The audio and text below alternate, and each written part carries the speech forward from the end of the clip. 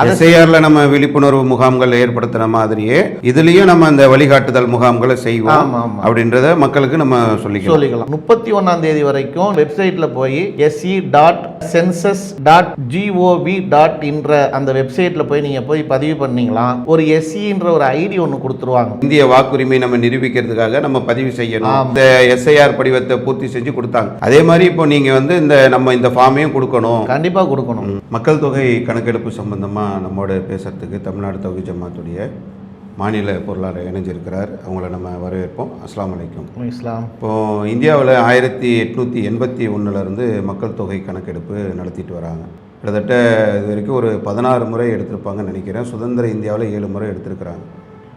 2011 எடுத்த மக்கள் தொகை கணக்கெடுப்பு, அதற்கு பிறகு 2021 எடுக்கணும். ஆனால் பாஜக அரசு கொரோனாவை காரணம் காட்டி ரொம்ப அதை தள்ளி போட்டு வந்தாங்க. இப்போ 2027 அதை முடிவு செய்யணும், அதை நிறைவு செய்யணும்னு பணி ஆரம்பிச்சிருக்கிறாங்க.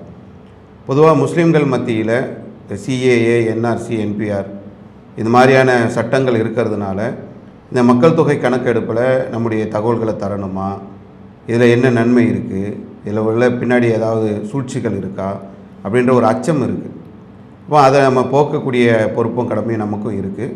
எதுக்காக இந்த சென்சஸ், எதுக்காக இந்த மக்கள் தொகை கணக்கெடுப்பு, இதில் முஸ்லீம்கள் தங்களுடைய பங்களிப்பை எப்படி செய்யணும் அப்படின்றத நீங்கள் சொன்னீங்கன்னாக்கா மக்களுக்கு ஒரு பயனுள்ளதாக இருக்கும். சரியாக தான் சொன்னீங்க. என்னென்னா 2021 எடுக்கப்பட்டிருக்கணும்.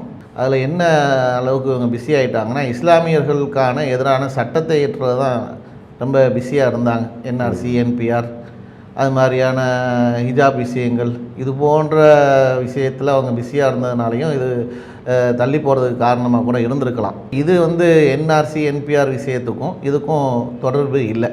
பொதுவாக இது 10 வருஷத்துக்கு ஒரு முறை எடுக்கக்கூடிய ஒன்று தான், ஒரு அரசுடைய நடைமுறை. இது பாஜக அரசுக்கு முன்னாடியே இது தொடர்ச்சியாக நடந்திருக்கு. ஆமாம், இதுக்கு முன்பாகவும் சுதந்திர இந்தியாவில் இது எடுக்கப்பட்டிருக்கு. ஒவ்வொரு 10 ஆண்டுக்கு ஒரு முறையும் எடுக்கப்படக்கூடிய ஒரு சென்சஸ் தான்.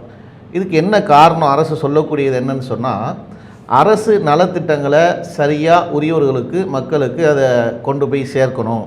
அதே மாதிரி மக்கள் தொகை கணக்கின் அடிப்படையில் பள்ளிக்கூடங்கள், மருத்துவமனைகள், சாலை வசதிகள் இது போன்ற அடிப்படை தேவைகளை உருவாக்குவதற்கு அந்த மக்கள் தொகை கணக்கெடுப்பு என்பது ரொம்ப அவசியமான ஒன்றாக இருக்குது. அதே மாதிரி இன்றைக்கி பாராளுமன்ற தொகுதி, சட்டமன்ற தொகுதி என்று இன்றைக்கி வரையறுத்து வச்சுருக்காங்கல்ல, இதில் அந்த மக்கள் தொகையுடைய கணக்கெடுப்பை வைத்து அதை மறுவரையறை செய்வதற்கும் இந்த மக்கள் தொகை கணக்கெடுப்பு என்பது ரொம்ப அவசியமான ஒன்றாக இருக்குது. இந்த மக்கள் தொகையுடைய வளர்ச்சியை வச்சு தான் கல்வி, வேலைவாய்ப்பு உருவாக்கக்கூடிய ஒன்று. இது அல்லாமல் அந்த புள்ளி விவரங்களை வச்சு தான் எதிர்கால செயல் திட்டங்களை நிதி ஒதுக்கீடு செய்வது, பல செயல் திட்டங்களை அரசு செய்வதற்கு இது ரொம்ப அடிப்படையான ஒன்றாக இருக்குது. அதைத்தான் மரபாக வைத்து அதுக்கென்று சட்டத்தையே ஏற்றிருக்கிறாங்க. அந்த சட்டத்தை ஏற்றி தான் இதை நடைமுறைப்படுத்திக்கிட்டு இருக்காங்க. அப்போ இதில் நம்ம அவசியம் அரசுக்கு ஒத்துழைப்பு கொடுத்து அதற்கு உரிய தகவலை நம்ம கொடுக்கணும். கொடுக்கறதுல எந்த அளவுக்குன்னா சரியாக கொடுக்கணும். இப்போ உதாரணத்துக்கு இது சுதந்திர இந்தியாவில் தொடர்ச்சியாக நடைபெற்றால் கூட ஆரம்பத்தில் ஆதார் கார்டு வரும்போது அது ஒரு இந்திய குடியுரிமையை நிரூபிக்கிறதுக்கு ஒன்றுன்னாங்க. அதுக்கப்புறம் பார்த்தாக்கா ஆதார் கார்டுன்றது ஒரு அட்ரஸ் ப்ரூஃப்ன்ற மாதிரி மாற்றிட்டாங்க. அதுக்கு பிறகு இருந்த எல்லா ஆவணங்களையும் அது ஒரு குடிமகன்ற ஆவணமாக வராது, ரேஷன் கார்டை நீக்கினாங்க. அதுக்கப்புறம் என்னென்ன இருக்கோ, உதாரணத்துக்கு ஒரு தேர்தலில் வாக்களிக்கக்கூடியது ஒரு இந்தியன் என்பதில் ஒரு லிஸ்ட்டில் இருந்தது தான். அந்த வாக்காளர் அடையாள அட்டையை கூட இந்திய குடியுரிமையை நிரூபிக்கிறதுக்காக ஒன்று இல்லைன்றதை நீக்கிட்டாங்க. இப்போ சமீபத்தில் பாஸ்போர்ட்டையும் அதிலேருந்து எடுத்துட்டாங்க. வெளிநாட்டுக்கு நம்ம போனோம்னு சொன்னால் ஒரு இந்திய குடியுரிமையை நிரூபிக்கிறதுக்காக உள்ளது ஒரு பாஸ்போர்ட், அதையும் எடுத்துட்டாங்க. அப்போது இந்த மாதிரி ஒரு ஆளக்கூடிய அரசு இந்த மாதிரி எல்லாத்தையும் நீக்கிக்கிட்டே வரும்போது இது நாட்டினுடைய வளர்ச்சிக்கு, நலத்திட்டங்களுக்கு உள்ள ஒன்றை நம்ம கொடுக்க வேண்டிய ஒரு தேவை இருக்கிறதுனால அதை கொடுக்கணும் அப்படின்ற ஒரு சூழல் இப்போ இருக்கா அப்படின்ற மாதிரி விளக்குனீங்கன்னா நல்லாயிருக்கும். கண்டிப்பாக அது. ஏன்னா இப்போ நம்ம இங்கே ஆட்சி செய்யக்கூடிய ஒரு பிஜேபியை வச்சு மட்டும் நம்ம பார்த்தோம் அப்படின்னு சொன்னால் இந்த மாதிரி ஐயப்பாடுகள் என்பது வரும். ஏன்னா நீங்கள் சொன்ன மாதிரி ஆதார் கார்டை ஆரம்பத்தில் சொன்னது இந்திய குடிமகன் என்பதற்கான ஒரு பயோமெட்ரிக்கெல்லாம் வைக்க சொன்னாங்க, கண்வீலிகளை பார்க்க சொன்னாங்க. அடுத்தவங்க ஊடுருவிட முடியாது, ஒரு பாதுகாப்பானதுன்னாங்க.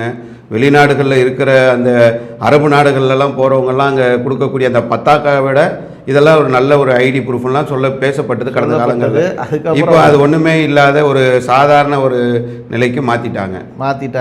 அதே மாதிரி ஓட்டர் ஐடியும் அப்படித்தான் ஆக்கிட்டாங்க.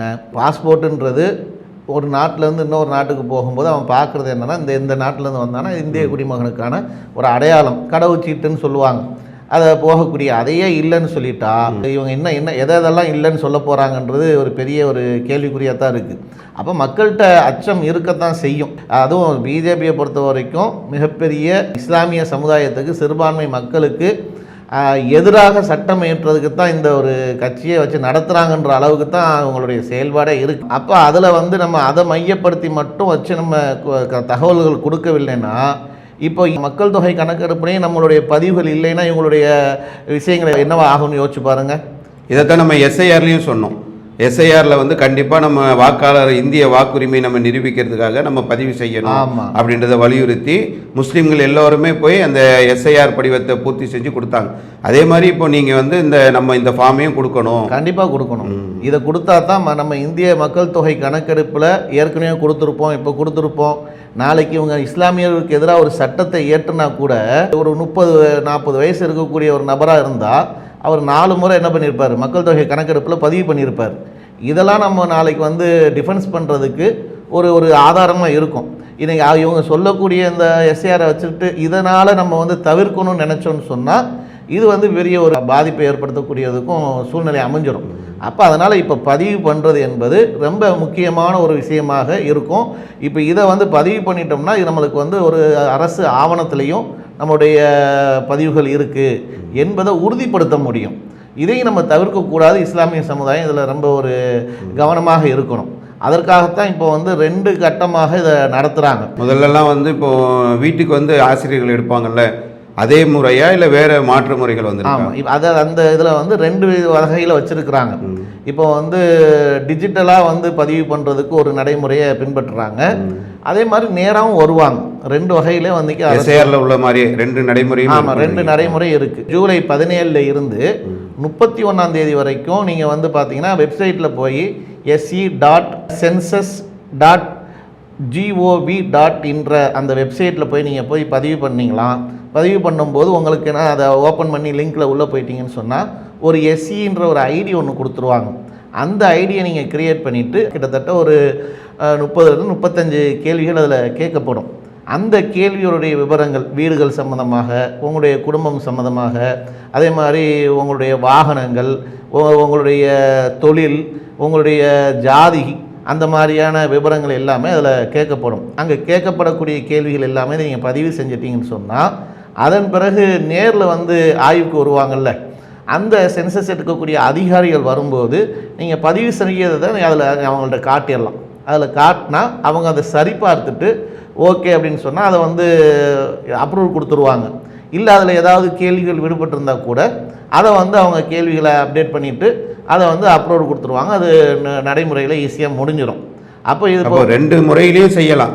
டிஜிட்டலில் செய்யாதவர்கள் நேர்லையும் நம்ம விண்ணப்பத்தை கொடுக்கறதுக்கு வாய்ப்பு இருக்குது. அப்போது இந்த விண்ணப்பத்தை அவங்க அப்ரூவல் பண்ணுறதுக்கும் ஒரு வாய்ப்புகள் கண்டிப்பாக இருக்கும். அப்போ இப்போ நம்ம விரைவாக வந்து இதை வந்து செஞ்சுட்டோம் அப்படின்னு சொன்னால் இன்னும் வந்து அவங்க வரக்கூடிய நேரங்களில் சில நேரத்தில் நம்ம இல்லாமல் கூட போயிடலாம். வீடுகளில் இல்லாமல் போகும்போது ஆண்கள் இல்லாமல் கூட இருக்கலாம், பெண்கள் இருக்கலாம். விவரம் இல்லாமல் சொல்ல தெரியாமல் என்ன பண்ணுவாங்கன்னா ஒரு தகவலை விட்டு ஒரு தகவலை சொல்லாமல் விட்டு அப்போ அந்த சென்சஸில் வந்து அரையும் குறையுமா நம்மளுடைய டேட்டாஸுகள் பதிவு செய்யக்கூடிய ஒரு நிலை ஏற்பட்டுரும். அப்போ இன்றைக்கி வந்து ஒரு ஃபோனில் வந்து ஒரு வெப்சைட்டுக்குள்ளே போய் பதிவு பண்ணுறதுன்றது ரொம்ப இலகுவான ஒன்று தான். அதே நேரத்தில் இதில் நம்ம ஜமாத்தின் சார்பாக கூட இதை ஒரு கேம்ப் மாதிரி கூட நடத்தி என்ன பண்ணலாம்னா மக்களுக்கு இதை ஒரு சேவையாக கூட செய்யலாம். அந்த சேவைகளும் இன்றெல்லாம் நம்ம ஜமாத்தில் அதில் மசூரா பண்ணி அதை மக்களுக்கு கிளை மாவட்டங்களுக்கு நம்ம அறிவுறுத்த இருக்கிறோம்.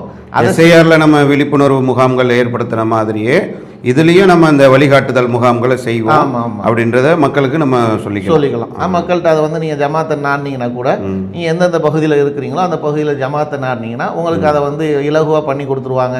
உங்கள் கேட்கக்கூடிய கேள்விகள் சீக்கிரம் வந்து நம்ம பதிவு பண்ணும்போது வீட்டில் பெண்கள், விவரம் தெரியாதவங்க, வயசானவங்க இருப்பாங்க, ஏதாவது நம்ம வேலைக்கு போயிருப்போம், ஒரு சில இடத்துல பார்த்தீங்கன்னா ஆண் பெண் 2 பேருமே வேலைக்கு போகக்கூடிய சூழல் இருக்கும்.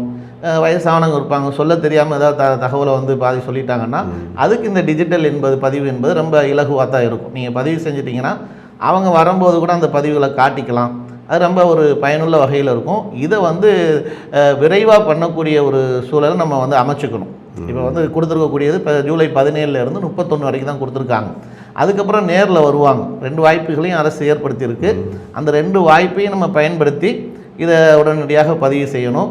அதன் மூலமாகத்தான் இப்போ ஜாதி கணக்குகள் எடுக்கும்போது அதில் நம்ம இஸ்லாமிய சமுதாயம் இன்றைக்கி எவ்வளோ இருக்கிறாங்க அப்படின்றத தெரிஞ்சுக்கிட்டோம்னு சொன்னால், இப்போ அரசுக்கு வந்து நம்ம இடஒதுக்கீடு கோரிக்கை வச்சுக்கிட்டே இருக்கோம். மத்தியில் வந்து 10% இடஒதுக்கீடு கொடுங்க நீண்ட காலமாக கேட்குறோம். அதுக்கு எந்த ஒரு பதிலுமே இல்லை.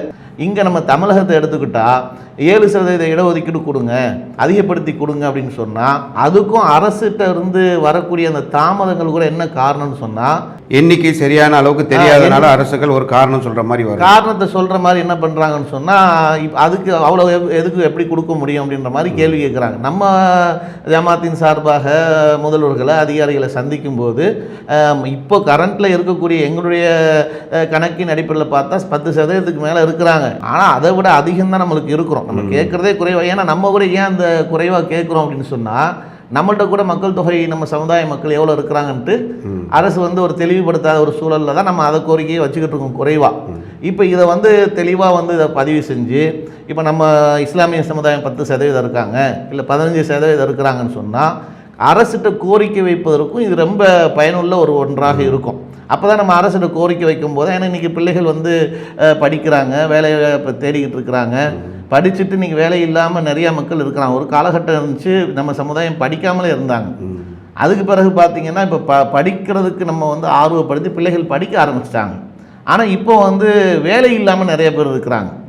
என்ன காரணம் அப்படின்னு சொன்னால் இதுதான், இடஒதுக்கீடு பற்றாக்குறையாக இருக்குது. இடஒதுக்கீடு பற்றாக்குறையாக இருக்குது. அப்போ பற்றாக்குறையினால் என்ன ஆகுதுன்னு சொன்னால், பிள்ளைகள் வந்து படித்த பிள்ளைகள், பல இன்ஜினியர் படித்தவர்கள் பார்த்திங்கன்னா பல பேர் வந்து வேலை இல்லாமல் இருக்கிறாங்க.